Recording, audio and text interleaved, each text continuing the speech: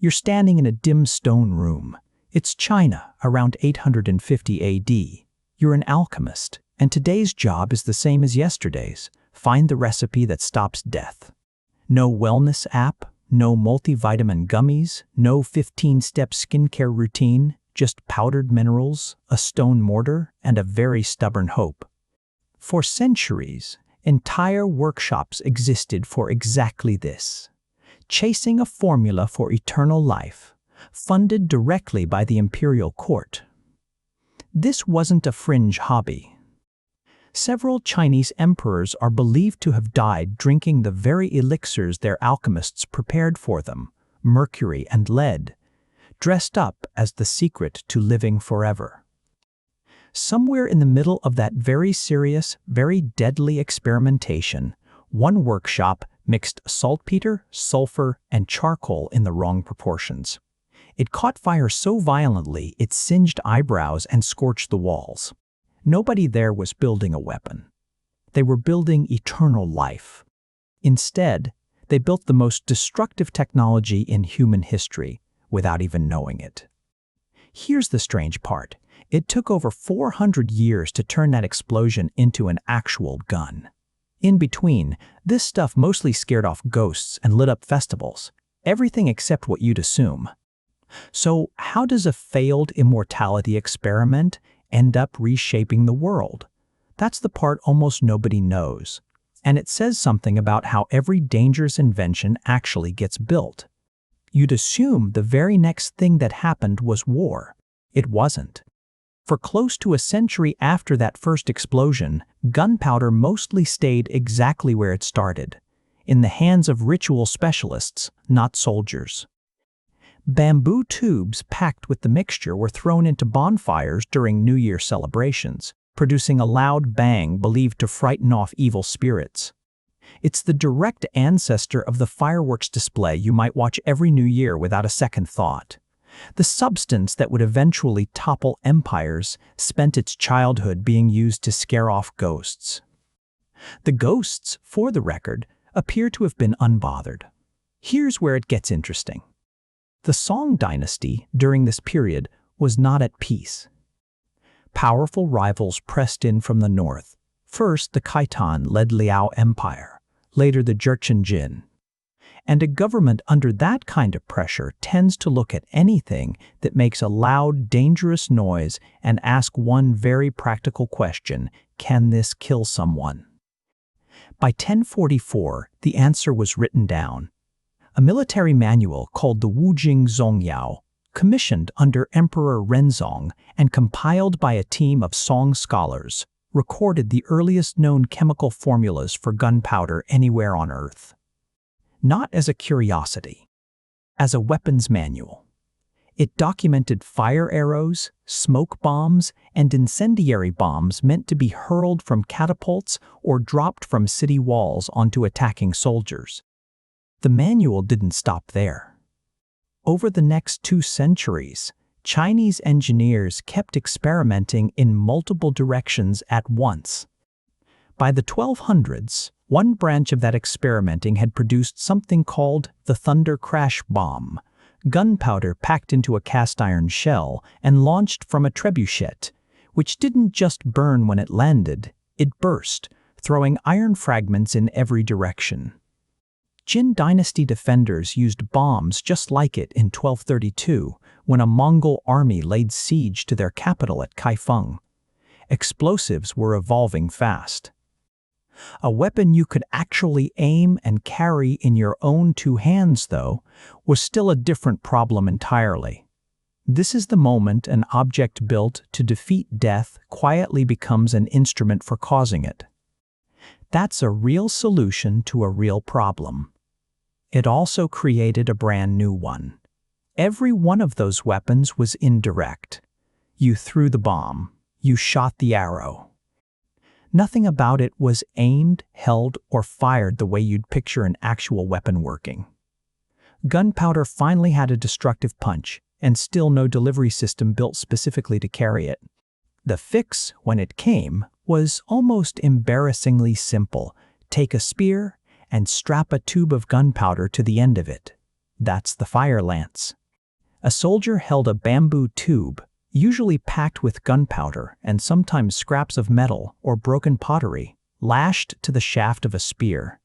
Light the tube, and it sprayed a burst of flame and shrapnel a few feet forward, directly into an approaching enemy.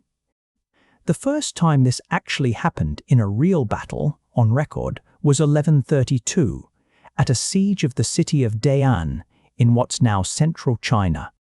Rebel forces had wheeled up towering wooden siege platforms. Soldiers called them sky bridges, trying to walk troops straight over the city walls. The defenders, led by a song officer named Chen Gui, waited until the towers stalled a few feet short of the wall, then came out from behind their defenses and hit the exposed attackers underneath with fire lances, hooked blades, and thrown bricks.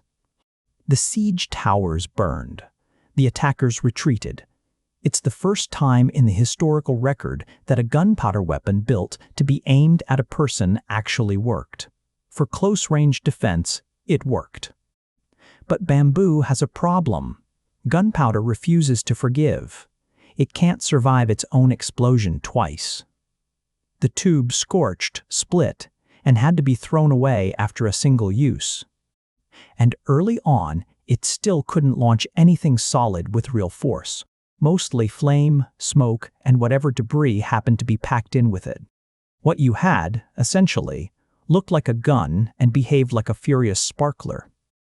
By 1259, someone had solved half of that problem.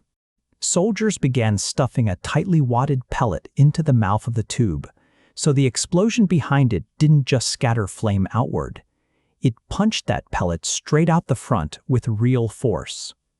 Historians consider it the first recorded bullet in human history, more than 2 centuries before anyone would think to call the weapon that fired it a gun. There was still one problem nobody had solved: bamboo itself. However well packed the pellet, a scorched, splitting bamboo tube could only take so much pressure before it failed along the seam, which put the explosion closer to the soldier's hands than anyone would like. The answer was metal. Sometime in the mid-1200s, gunsmiths began replacing bamboo with cast bronze. A metal barrel could survive repeated blasts. It could hold enough pressure to send pebbles, ceramic shards, or scrap metal flying out the front with real force. Take the tube off the spear entirely, and what's left in your hands isn't a modified weapon anymore. It's a new one. In 1970, archaeologists excavating a village in Heilongjiang, in the far northeast of China, uncovered a bronze tube weighing just under 4 kilograms, buried alongside artifacts from an earlier dynasty. The archaeologist who documented the find, Wei Guozhong, connected it to a real recorded battle. Yuan dynasty troops under a general named Li Ting used a weapon just like it in 1287 and 1288, helping crush a rebellion led by a Mongol prince. The historian Joseph Needham, who spent his career arguing that far more of the modern world's foundational inventions started in China than most people ever learn in school, later called the discovery one of the most important artifacts in the entire story of the gun. Because as far as anyone has found, it's the oldest surviving one on the planet. Here's the question that should be sitting in the back of your mind right now. Once the metal barrel existed, was the gun basically finished? You'd assume so. It wasn't, not even close. Firing the Heilongjiang hand cannon took 2 people. One soldier held and aimed the barrel, braced against their own body to survive the recoil. A second soldier leaned in with a burning ember, or a length of slow-burning cord, and touched it directly to a small hole in the metal. By hand, at point-blank range from the chamber they were about to set off. There was no trigger.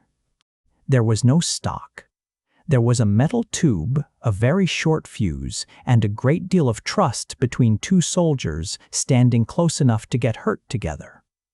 And yet, only about a decade later, archaeologists found another surviving cannon from the same region, This one stamped with a serial number, as if it were already rolling off something close to a production line. What began as one alchemist's accident had become, within a single generation, organized military manufacturing.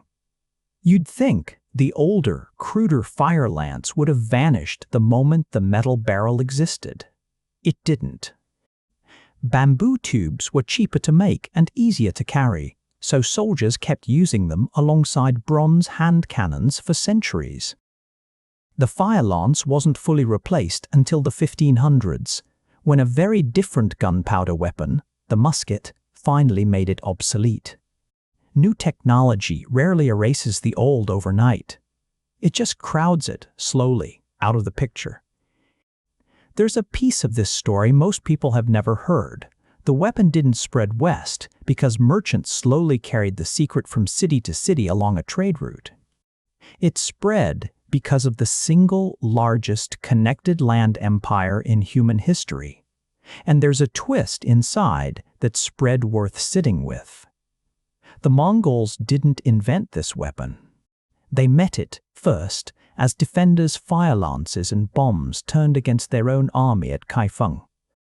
Then they conquered the empire that built it, absorbed its engineers, and carried the technology outward along a network stretching from the Pacific coast to Eastern Europe. Conquest doesn't just take territory, it takes technology too. References to a gunpowder recipe were already reaching European scholars by the 1260s, decades before Europe built a working gun of its own. By the early 1300s, a technology that began as a search for eternal life had reached 3 continents, and every army that touched it started asking the same question. The Song military once had, "What else can this do?" You don't think about any of this when a car backfires down the street. You don't think about it when a video game reloads with a satisfying click, or when fireworks crackle overhead on a summer night and a crowd claps at the sky. None of it traces back to a battlefield. It traces back to a dim stone room, a failed elixir, and someone who was only ever trying to help a person live a little longer. That's the pattern we still don't like to admit. Some of our most dangerous inventions were never built to hurt anyone. They just turned out that way. Somewhere in a museum in northeast China, that first surviving gun still sits behind glass. Disarmed, corroded, and shaped, if you look closely, like the hope that built it. Someone reaching for immortality and handing the rest of us, 400 years and one accident later, a much faster way to leave.